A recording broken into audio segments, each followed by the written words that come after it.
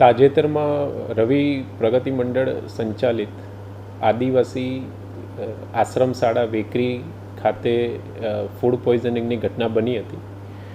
અંદાજિત 40 જેટલા વિદ્યાર્થીઓ અને 3 જેટલા શિક્ષકો પ્રભાવિત થયા હતા.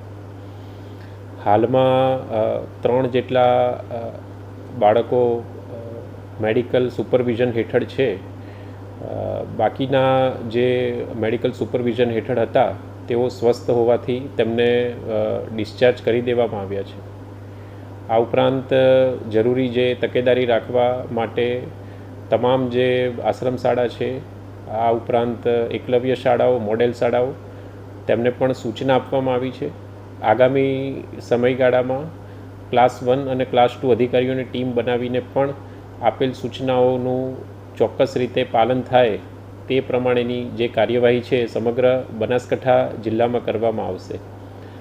ખાસ કરીને વેકરી ખાતે જે આશ્રમ શાળા આવેલી છે તેમાં આ જે પણ દુર્ઘટના બનેલી છે તેની ગંભીરતાને ધ્યાનમાં લઈ આજરોજ નિયામક શ્રી આદિજાતિ વિકાસ વિભાગ દ્વારા જે પ્રાથમિક શાળા હતી તેમજ માધ્યમિક અને ઉચ્ચતર માધ્યમિક શાળા હતી તેમના ઇન્ચાર્જ આચાર્ય શ્રી ભરતભાઈ ચૌહાણ અને શ્રી ગોવિંદજી પી ઠાકોર બંનેને તાત્કાલિક અસરથી ફરજ મોકૂફ કરવામાં આવેલા છે અને આગળની જે પણ કાર્યવાહી છે તે નિયમ અનુસાર કરવામાં આવશે.